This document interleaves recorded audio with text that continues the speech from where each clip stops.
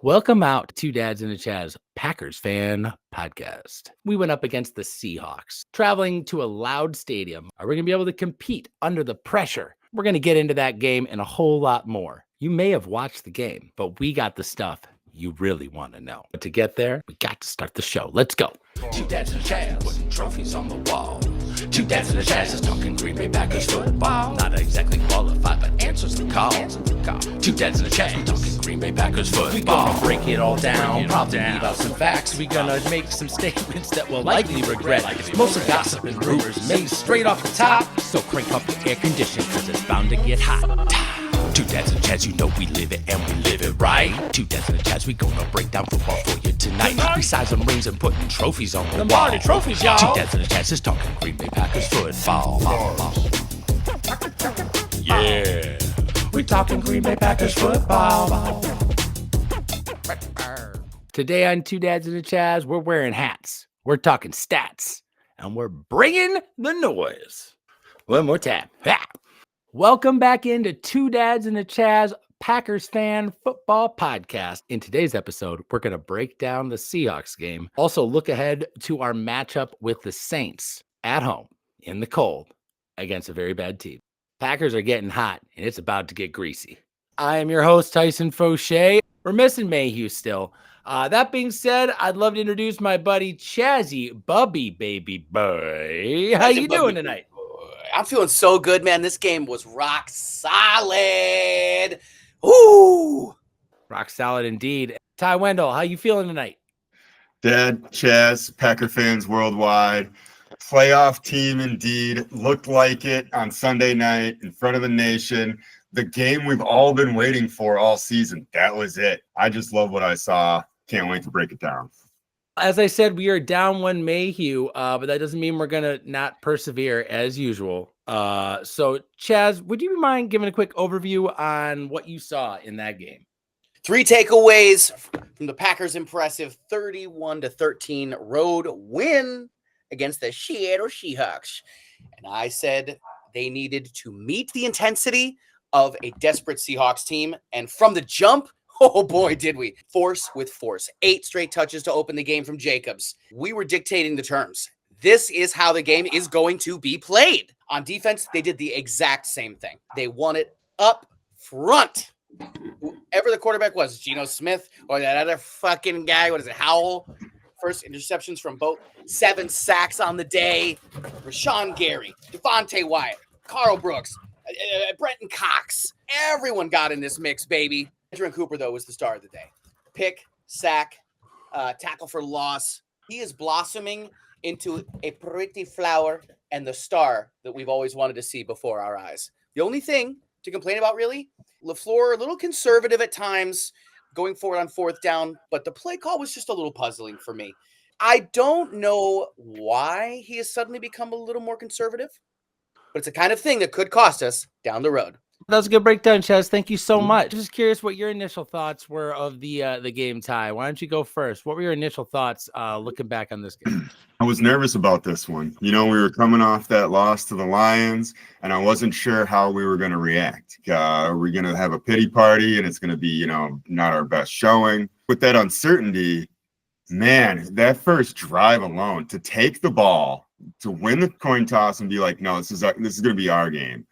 And then to dictate the terms, the entire first half, really, unquestioned, it was the Packers, looked like the better team all the way. Both sides of the ball. They cleaned up a lot of that defensive stuff that's been holding us back. I saw guys in the neutral zone and then backing out of it. So, like, the coaching is there for me. They're fine-tuning this thing, and it's starting to run like an engine that it's gargled at times this year, but it was growling on Sunday. Yeah, we did back off. He did back off in the second half. They wised up to us too. But I don't think that changed the fact that they had just been beaten up to the point beyond return halfway through the third quarter, our first 3 and out. So, I mean, we're just talking about grind it out, dictate the terms. And I love that LaFleur's flipped the league on its head and been like, fine, it's a passing league. We're going to be a run first, tough team. He's changed it up by going back to the old thing is the new thing again. And I just love being that team. I love that we're that team. For me, the start of the game was the most rewarding opening series and really 2 possessions, maybe of the year. And starting fast was a big question mark for this team. Can we come out, dictate tempo, and dominate these other teams in the way that we need to do it? And it was really nice to see our offensive line come out super strong, super dominant. Our running game, obviously, Josh Jacobs and all that. But before we get really into so much of the offense, because I feel like every week we tend to kind of focus on Josh Jacobs and the offense and Jordan Love, rightfully so. The defense played a complete game, nearly a complete game, with an exception of like maybe 6 minutes in the fourth quarter. They played a complete game. Ty, I like your analogy of the motor. I will say an old deck. That's where I'm going to go. To me, this is an old deck that used to have all these, old school hammered nails, old school nails. Well, over time, gets hot, gets cold. This deck gets loose. So we came in, new guy. We screwed down all these parts of the deck, and we're like, man, this part we could actually use this wood. And then you look over on the parts that were solid before. Well, now they were looking a little loose. Well, now we're screwing that side down too. So at this point, we are going to refurbish this deck, curb appeal situation. And that's on us. That's on Hafley, really. That stain work is on Hafley. The sanding is that's just the players. And I'm just proud of them. I'm just proud of all of them because everyone should build their own deck. We're going to get into this game here, guys. As I said earlier, we're down in Aaron Mayhew, so we're going to have to absorb his stats. I thought we'd do it in kind of a fun way here. A fun way? Oh, yeah. Fun little game here. So we're going to do a thing called What It Was and What It Felt Like. That's the name of the first game. We're going to be talking about defense, okay? D-line fun time, boys. So let's start it off with Scary Rashawn Gary. Who's got some stats for me? Scary Gary, 2 tackles and a sack. It felt like he was picking up that right tackle, like lifting him off of his feet, carrying him back, like 2 armloads of groceries, 3 yards back into the quarterback. Gino did not have a pocket at all the whole game. Scary Gary on the one end and Van Ness on the other.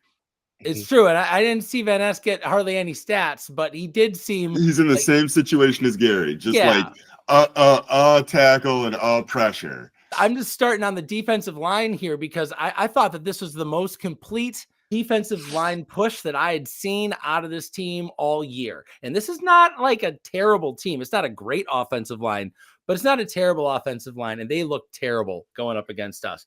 A real good sign that they're screwing that deck down nice and tight. Carl Brooks, my guy, number 94. Carl Brooks. What kind of stats we doing with Carl Brooks? It felt like he was all over the place. Well, he's actually just 1 for 1, buddy. You get win tackle, you get win that. You know what I mean? He was in on like 5 sacks that he got no stacks for, but I swear I saw him in and around the ball. It felt like Carl Brooks had a huge game. Carl Brooks, he's a large man, but I feel like his arms and hands are from like a man who is 14 feet tall. When he lightly grazes you, it's from 8 yards away because that's how long his arms and his hands are. Like this man's length is insane. Whatever reason, he has earned that almost starting spot, rotational into the defensive tackle and end position. Also, Kenny Clark is back, baby. I saw a lot of pressure from Kenny. Kenny was chasing everybody. Did he actually get any stats, guys? Stats don't tell the whole story on. They really don't. They really don't. He only had one TA, but again, that the whole line itself seemed like they were eating their Wheaties. Actually, you know what I'm seeing from these stats is a real team effort. Right. The leading tackler on this team was Enagbare with 5 tackles. That's the leading team. I mean, we're going 4, 2, 3. I mean, but there's 18 guys. Rotate them on the line, rotate them in the linebacker, and everybody's having an impact. Best part I saw in that game was how we were getting home with just 4. How we were getting enough pressure with our down linemen. Devontae Wyatt looked like that guy who was jumped at the judge, who like just went flying Over the top. Yeah, he did that. He looked just like that. He was flying across the room. Everybody was fresh. Everybody was healthy. And the same thing, that guy, so light on his feet, but yet moving a double team. He and Kenny Clark are like hard to tell apart at this point.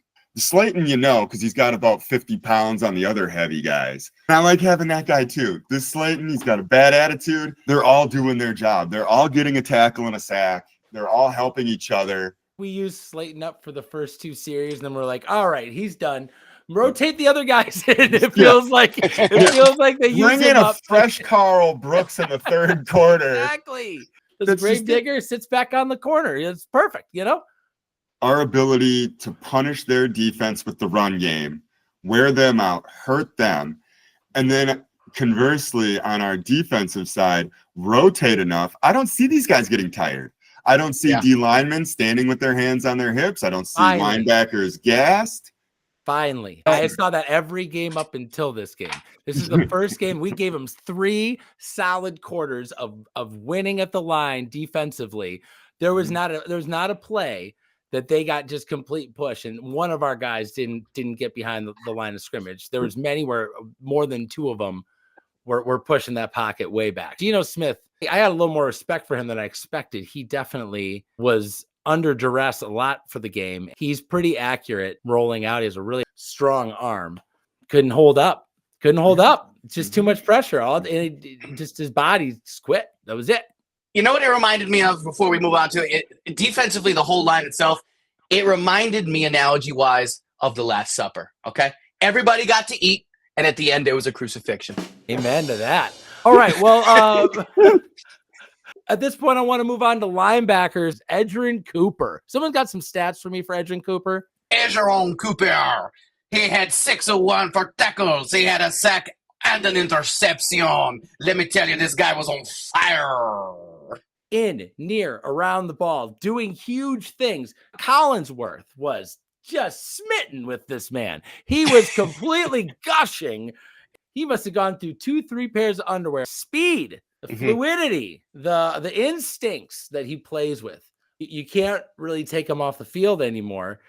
And you wonder, why isn't he the middle linebacker reading with that instinct?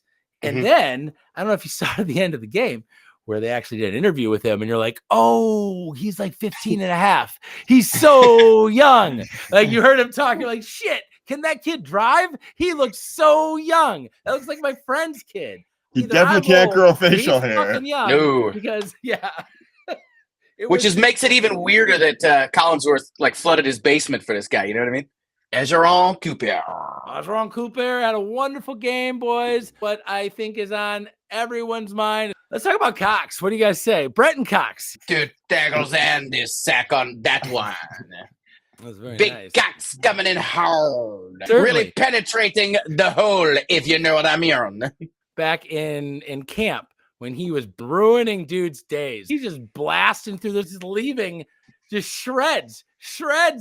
He disappeared for a while. He's back. I'm loving what I'm looking at when I'm looking at Cox. Ty, you got anything you want to say about Cox? My only thing with Cox is this. His sack celebration needs some revision. He does like the Buddha, like 1 foot stance while guys are like hitting him in the back of the head and like shoving him like, yeah, way to get a violent sack. And he's all like, His name is Cox. It writes itself. I mean, the one-legged Cox sack celebration. But other than that, yeah, he's blowing it up. If he needs help getting end zone dance, 2 dads and a Chaz can help with that. I'm sure. I could choreo that right now for free. And Igbari, that he's finally a 3-phase linebacker, consistently can pressure, cover, and be a run stopper. Do all 3 phases of his job at a above average to at times elite level. So I feel really good about the development of that guy. I remember when I thought he blew his ACL out last year, and then he's just like, nope, psych. I just, it was a bruise. Does anyone had a chance to look up what kind of injury they said Quay had? I know it was a leg. It was a non-contact. Like, he was just running backwards, and then he hops up. So for me, I'm like, oh, PCL, MCL if it's good, ACL if it's bad. He was grabbing his ankle. It could be a low ACL. It could be an ankle sprain. Usually you got to do something for that. Do you want me to tell you what it is or not? I'd rather just keep speculating based on what I Okay. saw. Basically, what they said, they ruled it a classic case of being a bitch. God Yep. damn it. Is that Yep. right? Is that what they Yeah, said? dude. I can't Yep. believe them. That's so I know. disrespectful. I know. It's Who the BAB. hell do they think they are? Mhm. All right, That's well, yep. I will say of all the linebackers that really, excelled on Sunday night, I think the one guy that Quay really needs to be worrying about is Enigbare.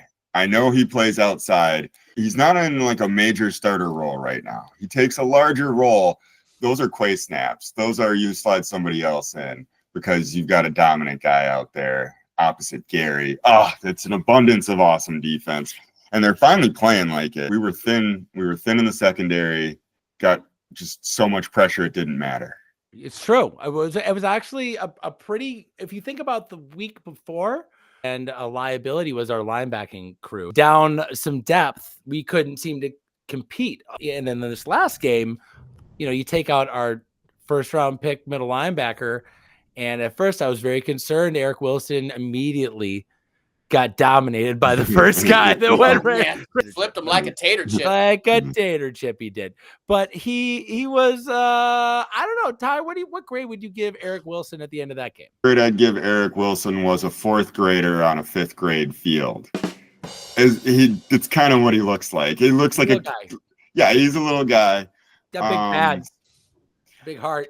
I think he has a chance to be kind of like a what's it position. He's versatile enough. It was just too big of a role for him to come in cold like that and to be expected to do too much. Chaz, what'd you think? Yeah, I'm kind of the same vein with you, man. If you had younger brothers, younger siblings, and your mom made you take your younger brother to go play with you and your friends, and you went to go play like flag football or something, or your friend brought their little brother, you're just getting creamed out there. A, because nobody wanted you there, and B, it's probably not the position for you. Little guy can actually be pretty successful at middle linebacker. And I don't really see Eric Wilson in any other position on the defensive where he's anything more than like a break glass in case of emergency depth piece. If I was to describe him as anything, it'd be a full-size spare. And that's what he is for this team, which is like if you need a guy who does a thing, like he could do that. He's just excited to play. He's like, what do you want? You want me to hold the kick? I can do that. I'll do whatever you want. I'll play. God, this team is so young. This team is so young. He is actually one of the oldest players, and that's the other reason we got him, because he has played on a lot of teams. He has been around the league. He is. Oh my God, he's 30. And at this point, he's one of the oldest guys on the team, and he's earned a role of special teams guy. It's a Bisaccia guy. I'm pretty impressed with him, considering that this is a practice squad player that has gotten to this point. And you could say that about a lot of guys on this team, but it's a cool story. Really, I think that if you're considering where he came from and considering the first round talent he's replacing, I give him like a C+. I think he did pretty well considering, and with a full week of planning and him figuring out his angles, some of these little guys, man, and they're like pretty dominant at being a run stopping middle linebacker. That's all we need him to be. We have guys that can cover the pass. We don't need him. He's clearly not that. Quay's not just the middle linebacker. He's also the play caller. He's also the guy who, the whole defense has to run through. He's 30 years old, and you heard what Edrin Cooper sounded like a little. He's like he was going to sell me some lemonade. He's too young. He's not ready for that position. As great as he is, he's instinctual. He's young. He's stupid. He's able to do incredible athletic things, and I want to let him do that. Pin his ear back and go. That's what we kept telling LaFleur to do with Quay Walker. The other guy is better at doing that already, and clearly is too young to have the keys to the car. That you're going to give it to this babysitter for now, and we'll see what happens with Quay. I'm rooting for Wilson, because I think it's a really good story for Eric Wilson to be. I feels like one of those unsung heroes that like gets hot for 8-9 weeks. Yeah, earns a great contract with another team where he comes back down to earth. Like that feels like the Eric Wilson story after a Super Bowl win. Doesn't that sound good? Lifetime? Sounds fine. I just hope he gets paid. Yeah, me too. I just hope we win the Super Bowl first and foremost. Yeah, we'll win the Super Bowl and then worry about these guys. I am personally not worried about Quay Walker right now. I just think that his level of involvement has been 50% at best on some of his best days, and he'll get a decent play a game every 3 weeks, maybe.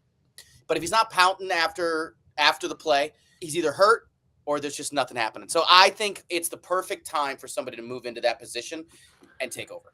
Well, it did feel like when you had Edrin Cooper and Quay on the field the last 2 games they did that, it was pretty special sauce going on, but I'm starting to wonder how much of that is Edrin. Either way, I'm down to see what happens moving forward. I got to get into the secondary guys because we have never been thinner in my recent memory and at the cornerback position and still being considered a Super Bowl contender. There are years where we've had Pro Bowl corners and still not been considered a Super Bowl contender. So, wow, what a crazy world we live in. Let's start off with our best defensive back in the cornerback room right now, being Keyshawn Nixon. Worked his way up again from a practice squad player all the way up to earning a kick return deal that clearly was some kind of starting role. He became a nickel. Everyone was like, yeah, he's actually pretty good. And has now been starting at the outside cornerback position and doing a pretty darn good job. What's your guys' read on Keyshawn Nixon? I really like Keyshawn Nixon, but again, there's a lot of inconsistencies there. He was really great at punt returning for like a quick hot minute there, and he had a main line into some sort of energy that was really working out for him, and for some reason it just fizzled. I feel like he's the fizzle of the fizzle pop, if that makes sense to you guys. I'm just trying to keep it real. I think he's the fizzle to the fizzle pop. He's one of the only guys I know on this team that consistently wants to play physical, even when he's clearly not big enough to do so. He is going to try and suplex a guy twice his size. He is fearless in a foolish way, and I respect that in a man. In fact, I admire it. So there's a lot about Nixon I like. I think that the level of balls out he's willing to play allows him to play beyond his abilities. And at this point, like, we're just in bonus, like we're just trailblazing, and I'm excited to see where this goes. I think wild speculation, Keyshawn Nixon, he is going to be the surprise reason we get to the Super Bowl and win it. It's going to be Keyshawn Nixon, like making the play, returning that kick that we've been waiting for him to get back on, intercepting a pick 6, surprise wide receiver, some twist. Wild speculation from Tyson. The guy plays dirty, man. Let's just be honest. Guys, they went. I like it. Let's call it what it is, guys. Like this guy is he's gonna flip you like a tater chip, one way or another. I vote Keyshawn Nixon most likely to punch a coach on the other team. I like that. He's the guy most likely. Now that Quay's out. Yeah, he's on the other sideline. Yeah, and now that Evan Williams is out. He's the next. Keyshawn's the next guy up to punch a coach on another team. Well, if you can't be good, you better be good at it. That's what I always say. Let's move on to Valentine, who has somehow gotten his groove back. Physical, crazy face Valentine back in the game. It felt like he kind of lost his edge, changed his number. I mean, he's got the 1 tackle. He was in on a couple others. And of course, the critical shut down any hopes of a comeback at all. Interception in the end zone. Valentine looked like the German shepherd that lives next to the park got out and then got onto the field and just like at one point snatched the ball and was like, I'm going to play. This is my ball now.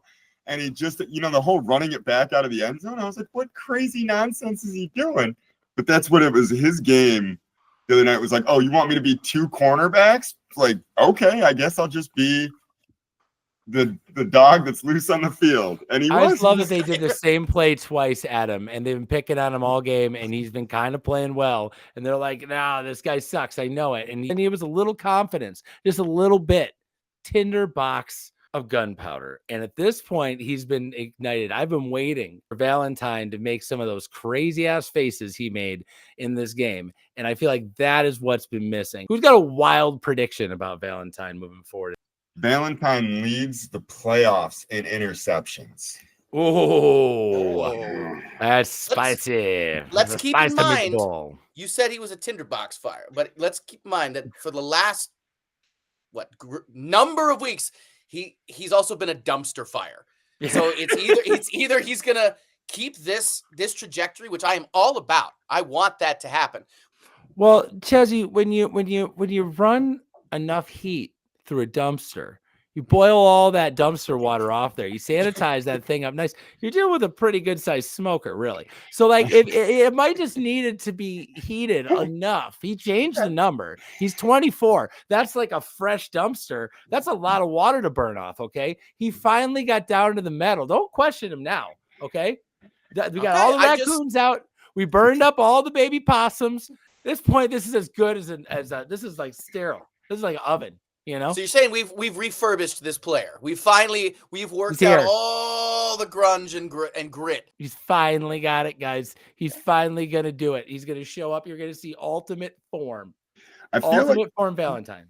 if you give him no responsibility, he gives you no production. But the more responsibility you give him, the better production he delivers. It's like he just needs to a bar to be set to rise to the occasion, and he will achieve it. And when we've been flush in the depth chart with corners, he kind of disappears. The whole first 3/4 of this season, we're like, where's Valentine? What's he doing out there? Oh, he's just good for the one penalty a game. You know, like I just think it was nothing. Not a lot was being asked of him, so he wasn't delivering. Now, this last game, we said, we really do need you to cover the left side of the field. And he said, all right. I'll take the tight end and the wide receiver on, and he delivered. Yeah, you can't give him a demotion. You need him to be at the number 1 or 2 position. He doesn't do well when you give him too many choices. Any nickel or corner option, that's 1 or A or B. That's too many. I need to know if there's a just wall say you here. cover DK. Yeah, don't let 14 out of your sight, and you are DK's cape. He wears you this game. He needs that responsibility. Guys, does anyone know if Stokes even played in this game? I don't. He did, believe it or not. He did. Did he do okay? Was he well? Basically non-existent. There was a tackle. Stokes. Yeah. There was a tackle right in front of him. Gary like bringing a guy down. There was a tackle right in front of him, and like some sod and dirt's flying and everything. And Stokes literally does this and cleans the dirt off of his white jersey. Like, I don't want to get dirty in my white uniform. Gary's like ripping a clump of sod out of his face so that and Stokes is like, you guys, you got my cleats dirty. Ty, you know he's got to stay clean for that post-game Instagram live that he's got to do. I'd never seen such a sad, sorry excuse for a football player. Like, he wanted nothing to do with that tackle. He was pretending to only like be around it, and then he got a little dirty. I wanted off the team yesterday.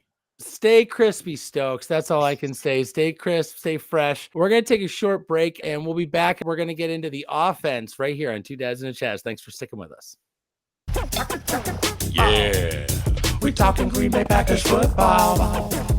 Welcome back to Two Dads and a Chaz. I am your host, Tyson Fauché. Thanks again for liking, subscribing, sharing, and just constantly talking about Two Dads and a Chaz. We have been trending up, so everybody's doing their job.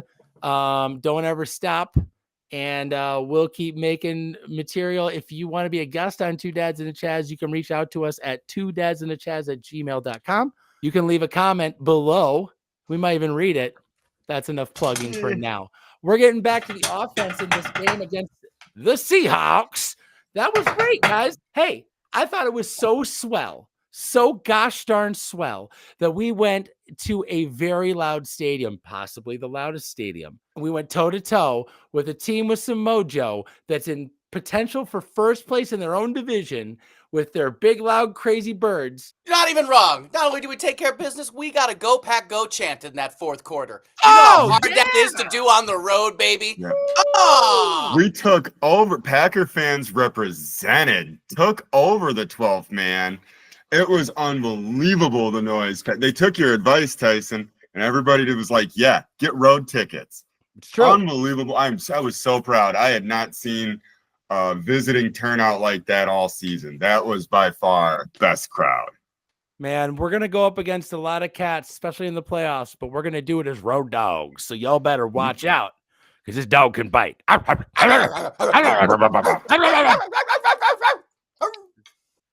Jordan Love, 20 for 27, 129, 2 touchdowns, no interception. For a 6th week in a row, 5th week, 6th week, no interceptions?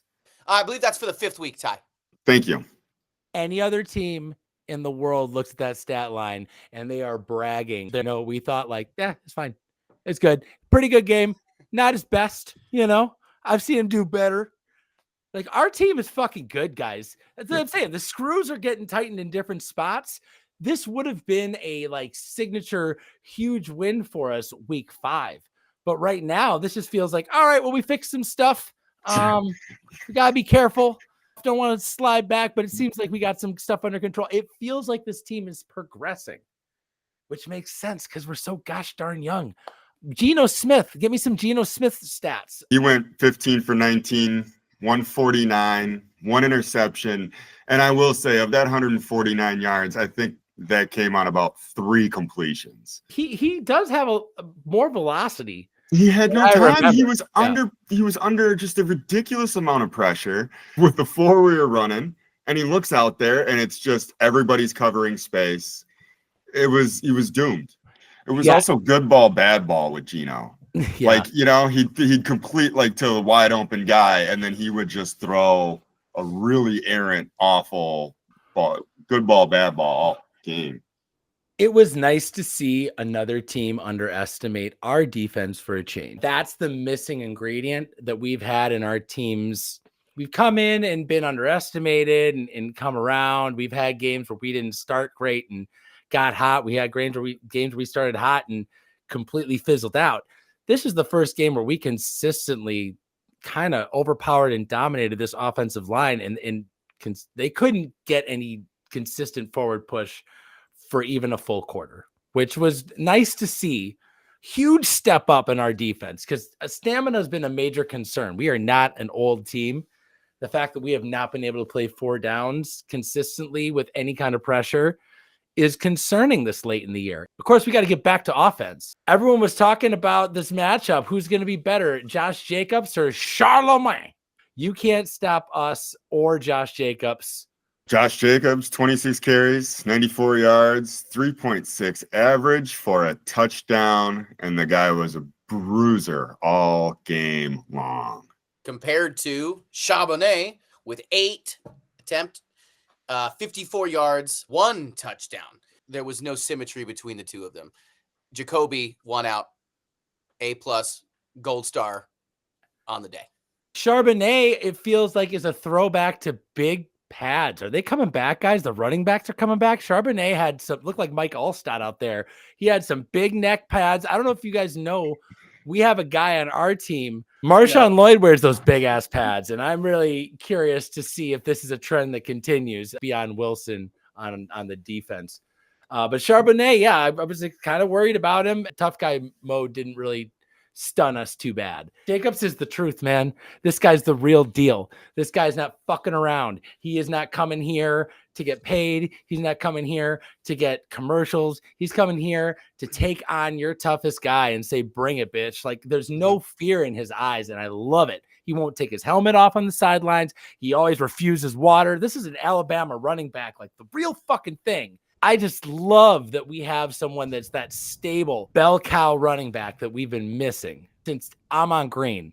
And that guy, but he holds on to the ball, even though he fumbled one this game. Yeah, you touched on this last episode, Tyson, but the toughness that he brings wears off on everybody else.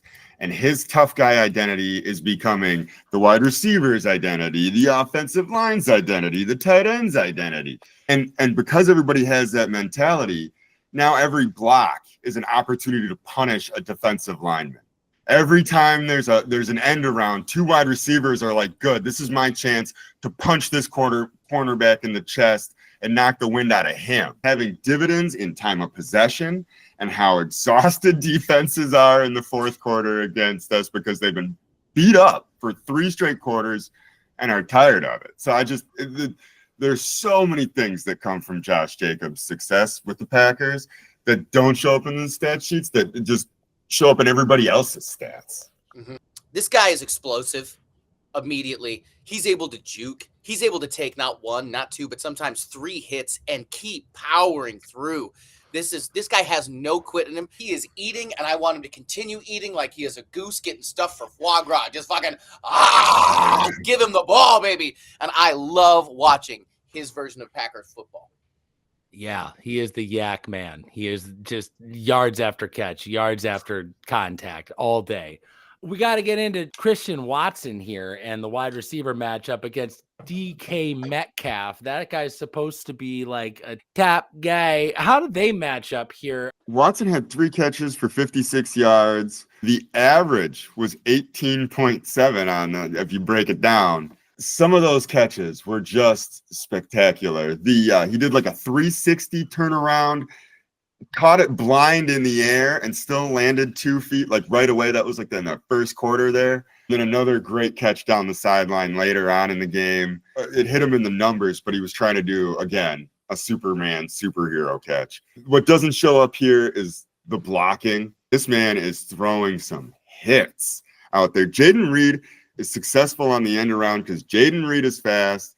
The offensive line is selling it. And Christian Watson is out there taking on all comers.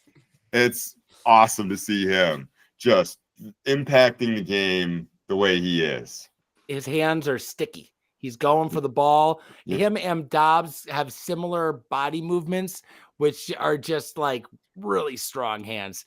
The numbers, again, don't really show for Metcalf either. He had 3 targets, 3 receptions, only 28 yards, and his longest was for 15. But it's the stuff he's not doing when he's catching the ball. Metcalf is a psycho bitch, that's for sure. Let's move on to slot receivers, because it seems like the best wide receiver, arguably on both of our teams, are slot receiver. Ty, what's going on with this JSN guy? Gino keyed in on him and would not let go like a dog with a bone. He had 10 receptions for 83 yards, but he really was the receiver for the team. It was kind of unbelievable to see how wide open he was at times. The fact that he was the only one open with all these other guys that we talked about on the last episode of Metcalf and Lockett. And oh, by the way, their tight end Fant can catch. And so the only guy that got kind of lost in the shuffle was Smith and Jingbare. He shredded us. He's got Amon-Ra vibes for sure. He's a special player. Doesn't seem like he drops a lot of balls. He, coming out of Ohio State, you always know you're either going to get a great athlete or a washout, and it seems like he's in the great athlete department. That was one of our best adjustments in the second half, was shutting that connection down. Well, another thing they couldn't shut down was our connection to Reed, whether it was running the ball, doing screens, or nice outs. Well, 5 receptions for 34 yards with an average of only about 6.8 with the longest of 12. Now, in the last couple of weeks, it's been odd because last week he literally had zero stats, 0 receptions, 0 yards, nothing. And it's crazy because this guy's got hands, man.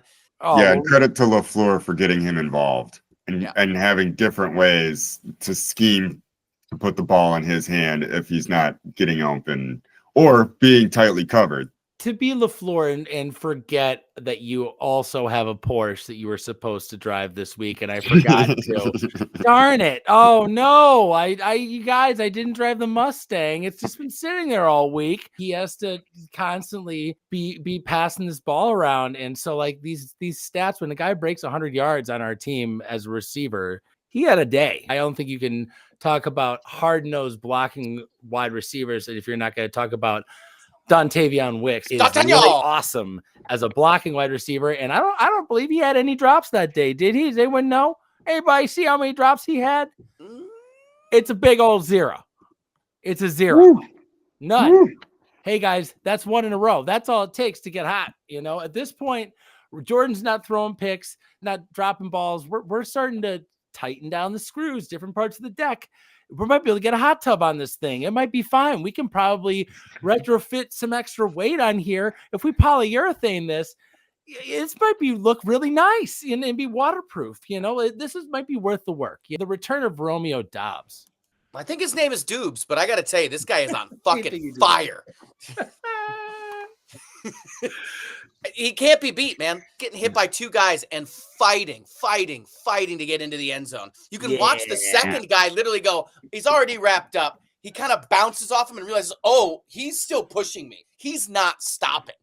He caught that ball on the 7-yard line Mhm. and basically got low and just shoved. That was one of the best touchdowns of the season, just because of the determination and would not be stopped. We said that the heart of this team is Josh Jacobs and the soul is Tucker Kraft on offense. Well, I have to say the spine is Romeo Doubs. This dude is tough as nails, and he just is got this fierce, icy calm about him that is concerning. It's like when you fight someone and you're like, "Uh-oh, I didn't look into this. I thought you would not be I didn't account for crazy." And his focus is unmatched, maybe the best in the NFL, and that's the kind of consistent play that's going to win us some big games. Say that if we're adding players to the anatomy, that the groin area will be Cox. Well, that would be on defense. We're talking about offense right now. You know, hey. Well, we can talk about the O-line. O-line can fit right in there. That makes a lot of sense. Anyway, O-line hero, you want to throw in the groin there? That's okay. No, we can stick with this because Sean Ryan is also hot to trot in that first quarter. But that big boy, number 75, he gets a little sleepy mid-second quarter. He stops being so dominant that Mahler becomes a little more of a Weezer. And I'm not talking about the band. So he's a special player. But there's a reason that he's rotated out. It's because that big guy gets tired. He plays hard as shit. He plays only as hard as he can, and that gets tired. So that's nice to have in a sixth man. And I think once Jordan Morgan comes back, yes, Sean Ryan fills a really nice, versatile sixth man on the offensive line. He can play both guards. I trust him at right tackle. And the fucking hair on this guy, did you? Yeah. God damn, that guy is beautiful. Beautiful, man. I mean, I know that's like a thing, but like his hair was really like movie star gorgeous, like prom night. God. Yeah. We talking Green Bay Packers football. You guys know like the Josh Jacobs story? Chaz, I know he was a big star running back at Bama, so he must have had a good high school career, but I don't know anything other than Dude, the that. story is crazier than you think, man. This guy was homeless from the age of 8 onwards. After his parents' divorce, his mom spent child support checks on herself instead of feeding her kids. She kicked him out, moved in with his dad. His dad gained custody of like the other siblings. He lost his job. So Josh and his 4 siblings lived in a car while the dad stood guard with a gun, moving from motel to motel, and lived off white rice and ramen. He calls himself a 5-star microwave chef. So when he first got to Alabama, he slept on his dorm floor for a while because he wasn't used to having a bed. Everything was so nice and it was weird, quoted as saying such. But nobody knew about his crazy upbringing. He is the first person in his family to go to college. He didn't have any NFL aspirations, just wanted to study, get a good education, and make his dad proud. This is a place that allows players to be the best versions of themselves. Yeah, I know he said he loves it here because there's only one focus, and that's football. There's nothing else to do, which is great because that's what he came here to do, is play football. Josh Jacobs is the big part of our up-tempo approach that has really changed the dynamic and identity of our team. And that up-tempo approach paid major dividends in this game. They found a rhythm that we can be consistently successful. And I asked for a couple of things. I said, hey, gang, if we could just get good at running a screen, stopping a screen, and getting some short yardage. And they gave me all 3. So thank you, Packers, for listening to the show. And I don't ask for much, and I appreciate it when I get it back. And I do say thank you. What the hell happened at the end of that first half, guys? What, with us looking like the Bears and letting 30 seconds just run off the clock? What the fuck happened, dude? I don't know. You're going to have to chalk that one up to an oopsie doopsie whoopsie on that one. I'm sitting here just yelling at the TV. I'm like, are you fucking kidding me? Well, they never transitioned. Call timeout. So, like, I liked that we came out of the... Yeah. I liked that we came out of the 2-minute warning on that with a run. You know, we're, like, near midfield. There's a minute 50 on the clock. Let's run the ball a little. Let's keep the ball inbounds, keep it moving. I understand grinding the clock, but at some point, like, something has to kick in where there's a sense of urgency. The game changes to that fast pace. They just never did. It just stayed in that. Oh, we got 15 more minutes left in this quarter. Jordan Love, did you lose track of the clock? Did you see the clock and just not care? Were you willing to let that clock run out anyway? I mean, I think that what they wanted to do is run it down. They didn't want to give. But they were having too much success. And they were like, we'll just run like 45 seconds off the clock because we got one timeout left. I'm like, gang, you could have ran like a bunch of plays in that time. It would have been just fine. Hey, we got this. Yeah, I know. We got this. We did turn out. We did have it. Yeah, I don't know. Never good when you're looking like the Bears, though. That's not the team we want to be emulating. No. Yeah, let's remember what happened to the last head coach that pulled one of those moves, okay? LaFleur, when he beats himself, they say he stuck in his own way. It's really disappointing when we have these blips and they're coaching related. I understand when they're player related, but when we have coaching mistakes, not getting the call in fast enough, using timeouts, 0 for 7 on challenges this year. Yeah, he's the worst challenger ever. There's always a blip. Can we just, everyone, as long as we're talking about the Packers having a perfect game, coach, can we get a perfect game out of you too, please? I just wish I had a challenge flag to challenge the challenge flag, if that makes sense. I just think he does it as like, oh, you got to challenge it in that moment because it's too big of a play not to. And I think that is a bad strategy. Just see him always doing this first. Kind of hoping for a shitty call is why you're doing that. And I don't give me that Rodgers lawyer ball bullshit. Okay. Right. Oh God. Right. Let's beat them straight up. Okay. We're going to take a short break. When we get back, we're going to talk a little bit about the rest of the league, where the standings at, what our potential matchups are in the playoff picture. We'll see you after a short break. Yeah. We talking Green Bay Packers football. We want to look into where do the Packers line up in things. Just wanted to get into some of the standings. Well, it looks like we're in the 7th spot, guys. Yeah, that is not a bad spot to be in. I kind of like that a lot. How wild is it that the NFC North is going to send 3 out of 4 teams to the playoffs this year? I mean, but that's not a sentence you thought you'd hear yourself say in the last decade. No, it's been just the Packers every year for forever and ever. And to see the division come up strong where it's all these other divisions. Okay, the NFC East is going to send 2. We're going to get either Rams or Seahawks, and we're going to get Buccaneers or Falcons. No, but we got Rams, Seahawks, and Seahawks, all with 8 wins. Yeah. So like that's like a 3-way tie right there. We could very well have a 3-way tie in the North by the end of this year. I mean, if the Lions tie, your Nostradamus loss seemed to pan its way out as I watched this game. And for a moment there, I thought the Lions were actually going to power their way back like over the top with Sylvester Stallone. But it did not pan out that way. Didn't drink the motor oil. So we're at a point now, though, that if they lost the next 3 games and we win the next 3 games, we could still take the North. We could still reclaim the North. We could reclaim the North. The Vikings could lose a couple. We're not the years past teams. We are going to be better in the cold. I'm not afraid of home games at Lambeau with this team. If Josh Jacobs, we aren't going to have any of those. Don't worry. We don't get any of those. Don't worry. You don't have to be afraid of that at all. It's not even a Buccaneers coming to us after they dispatch the Lions for us. I think Tampa is our only chance to play at home. Other than that, we would be playing an away game in a dome. Somewhere as a wild card. Which is fine. Because we're a fast, awesome team. We can play in a dome. I'm not worried about it. I feel like it is an advantage for us to play in the grass. It is an advantage for us to play outside. And it's one that we might not get an opportunity to use in the postseason. Eagles might have to deal with us. That'd be fine. But let's not forget, guys, the 12th man travels for this team, and it was obviously very apparent for this last game.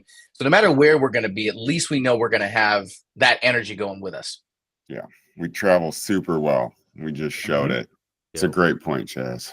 Go Pack, go. I mean, I did it. I did my part. Do your part, guys. Go see a game. Yeah, anywhere but Soldier Field, because that place sucks. I used up all my juju in 2010. Not that I care, but I feel like we should go over AFC 2. As usual, it is the Kansas City Chiefs with 13 wins, reading the conference. Buffalo Bills just came back, throwing down a big dick win in Detroit. It was awesome.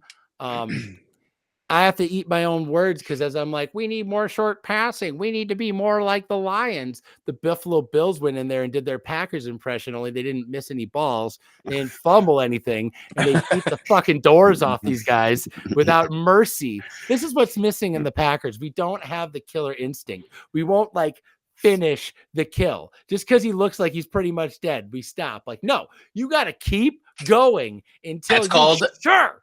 The double tap. Yeah. Just so it's Buffalo's got it. We're still developing it. Pittsburgh, old Russ ball is back, baby.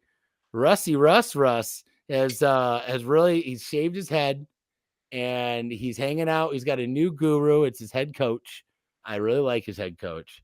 And I think they're keeping it simple. I'd be worried about I think Russell Wilson's going to play spoiler to a handful of teams that you wouldn't expect in the playoffs. I'm not saying he's getting a Super Bowl, but he's gonna beat some teams he shouldn't. I'm gonna start with my dream scenario, the Kansas City Chiefs. I think they're gonna get beaten by Russell Wilson and the Pittsburgh Steelers.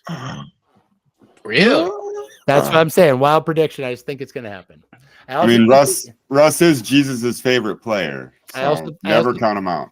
I also think Houston is going to make way more noise than you expect, and I think Buffalo is going to be the Super Bowl representative of the AFC, and that will be just fine by me because I can't tell you that I'm not a Buffalo fan. Almost like I'm real close. I really like watching them play. Their quarterback is just awesome. They seem like they rotate old Packers players and also players that I'm familiar with. I appreciate that. Our head coach is out there in just a sweater and or sweatshirt and 30 below, and there's just steam pouring off his head. He looks like Bill Burr out there. He doesn't, Bill Burr's little brother. He does. And I know that place sucks in the winter, and their fans are real and into it. And I just would love to see. I was just telling Chaz, I'd love to see him launch his late 30s body through a chair or whatever they do. What are they, tables? They jump off stuff onto the tables, the Bills Mafia. They call themselves Mafia. That's fun. That's neat. Nothing weird about that. I've always said if I wasn't a Packer fan, their cheese head. Yeah. What? Yeah. Yep. Well, if I wasn't a Packer fan, I would have been a Bills fan in another life because they got the same vibe as far as fandom goes. They're a hard team. They play on grass. They play outside. They play in the snow. They know what it's like to have a really long drought for decades. Yeah. I respect the hell out of them. The fans show up and shovel the bleachers. There's only two to go stadiums. In, and get to go in for free after that. Yeah, it's a cool thing they got going on there. I look forward to beating them in the Super Bowl, but they're the team. They're the team in the AFC. I know the Chiefs have the record and they handle their business, but I like the Bills for AFC. Which Harbaugh brother is going to make it deeper in the playoffs? Ooh, what's a Harbaugh brother? Okay, so there's two coaches with the last name Harbaugh, Jim and John. Got it. Okay, Jimmy John, got it. Who do you like more, Jim or John? John runs the Baltimore Ravens. Jim is running the LA Chargers and apparently can't answer any questions. Prefer the Ravens outfits, so I'm going to go Ravens. I think that's a smart move. I want to root for John Harbaugh. He's got a system, man. It's kind of wild. Jim Harbaugh and these Chargers. I watched a game this season and the Chargers looked so terrible. Just like an awful trash football team. I don't know how they have an 8-6 record. It's probably that the bottom half of the AFC really blows. Actually, I'm sorry, the bottom 3/4 of the AFC really blows. And I think they've been making a living off of it. I don't think the Chargers have a chance because they have a team. We broke them down, but just something about Harbaugh and he only has 5 offensive plays. And I love his culture thing and his mentality. Guys look like they're willing to run through a brick wall for him. But when it comes to X's and O's, he's like, well, we've got 2 plays or the quarterback throws the ball out of bounds. I'm enjoying watching his early onset dementia, so I am going to go ahead Yeah, and root for Jim- Jim Harbaugh because I want more press conferences. I want more confusing interactions. I want everyone to wonder, is this guy like know where he is? And he's like, no, I don't. I can't say I do. I'm sorry. I just don't know where I am. I'm sorry. Is it a problem? All right. Talk to you later. We're going to take a short break and get back. Yeah. We talking Green Bay Packers football. Are you tired? Are you feeling lonely? Do you need to take a little time for yourself? Try Mayhew's Buttercream. Mayhew's Buttercream. It comes in 3 fancy flavors. That's right. Pale, paler, palest. That's right. A nice, warm handful of Mayhew's Buttercream. That's right. Do I eat it or apply it on my It's edible. It's edible. But you can also What's it apply do? to your. But you can also apply it to your forehead for a nice lifting and firming. That's right. That's right. Also, it's really good for cleaning sponges. Yeah. We talking Green Bay Packers football. And we're back. Thank you for listening to Two Dads and a Chaz, checking this thing out. We're getting on to next week. We got to talk a little bit about the Saints. Now, does anyone even know if Derek Carr is going to be playing in this game, or are we going to be dealing with like 3 or 4 quarterbacks like it took last game? Well, right now it says he's out. Yeah. But their currently. interim coach, Darren Rizzi, says that it's too soon to project, despite the fact that Carr right now is dealing with a broken hand, a concussion, 3 broken ribs, a dislocated hip socket, a high ankle sprain, and a low ankle sprain. It's week 16 in Derek Carr's life. He looks like he's been through the meat grinder, reversed back through. I understand it. Yeah. Damn. No, he's a mess. I can personally remember more than one game where Derek Carr left the game and did not come back against the Green Bay Packers. In fact, I don't think he wants any part of playing us because I feel like he gets hurt most of the times he plays us. I'd be surprised to see him play in this last game. I don't know if you guys saw that last Saints game, but it took 2 quarterbacks to get through that thing. And the backup actually made a damn game out of it. Oh my God, the ending is amazing. So they do all these amazing things to get in this position to win the game. They drive down, they get a touchdown. And if they get the extra point, that's a tie game. We're going to overtime. They're like, fuck you. We're going for 2. And then they take their backup quarterback. And guess what? He doesn't convert on a 2-point conversion. And they lose the game. After coming back in almost impossible fashion, they managed to show why that guy's an interim head coach and definitely not going to be a head coach ever again. Did I hear you correct, Ty? They got a coach named Riz? They got Coach Riz? They got Coach D-Riz. They acquired him after the coach they started the season with was fired after losing 7 games in a row. The Saints, that they're a 5-win team right now. Is that right? That's really saying something when you consider how many games McCarthy's lost this year. He's still got a goddamn job. No, how is he not fired by now? I don't get it. There's that early onset dementia again, keeping me entertained. I appreciate it. Thank you, NFL. But these Saints, they've had a wild ride this year. They started out the season, they housed the Panthers 47-10. Then they turn around, beat McCarthy and the Cowboys. They put up 44 points in Dallas in week 2. They go on to lose to the Eagles, and then they subsequently lose the next 6 straight games to everybody. There were some bad beats in there. So they fire their head coach. And this Rizzi guy, who's just pure energy, he's kind of one of these McDermott, Campbell types, where it's just like he's just shouting. He's like the everyman underdog is what he wants to be billed as kind of thing. But he does. He has a little success. and he beats the Falcons by 3, and they handle the Browns. They lose to the Rams. They beat the Giants by 3 and then lose to the Commanders by 1. And it's that 2-point conversion. What were you thinking? It was such a terrible call. It's almost like they tried to throw the game. Like the owner's like, oh man, this Jake Henner's making this too much of a game. Get Spencer Rattler in there. Let's get out of here with the loss. We want to get this draft pick.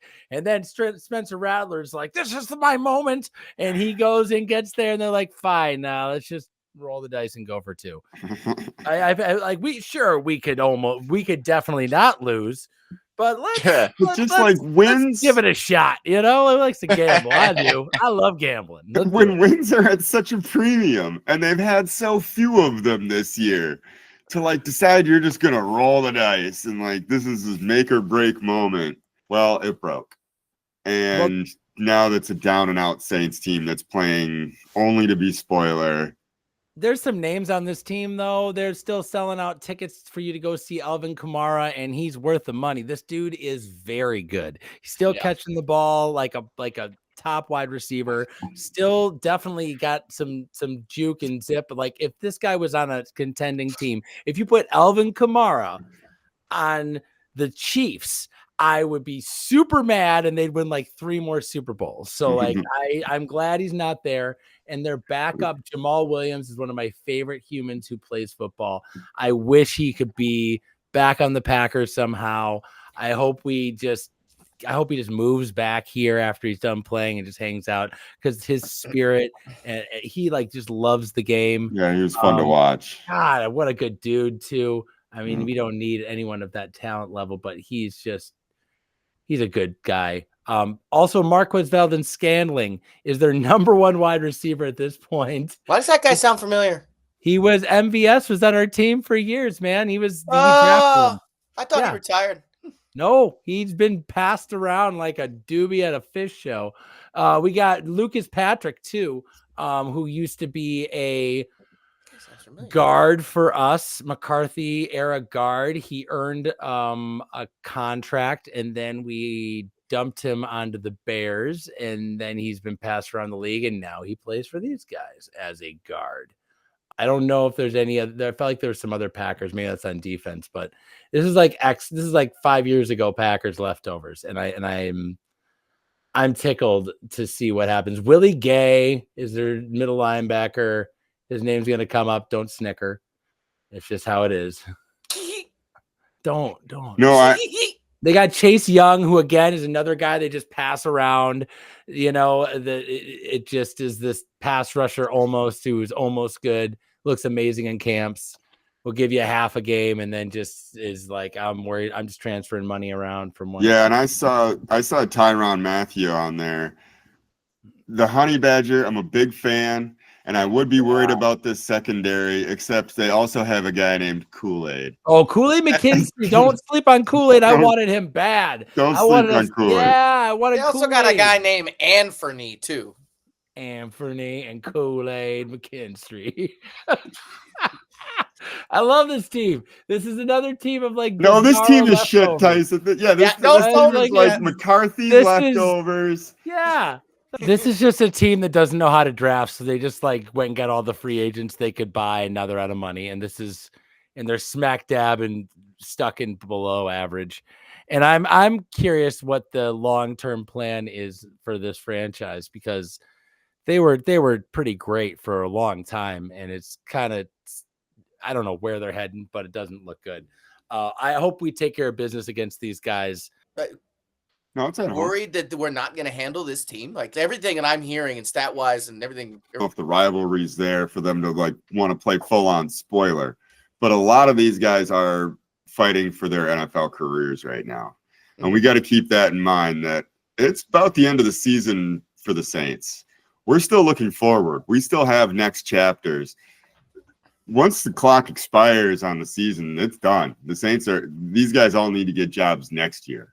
Mm-hmm. Don't sleep on any team in the NFL, especially not at the end of the season. It's true, especially with no matter how bad they've been. Yeah, with the interim head coach, everyone's on who wants to be a singer show right now. They're all out there Yep.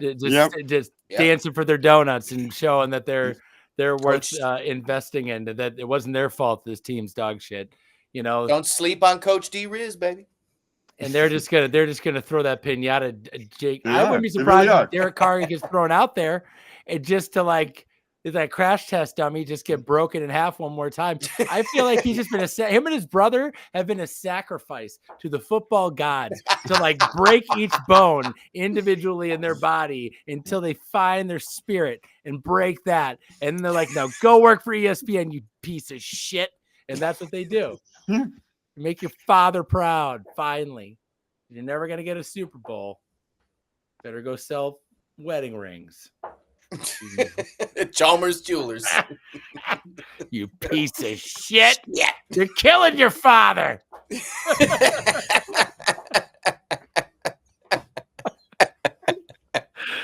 So that's all we got for you this week, guys.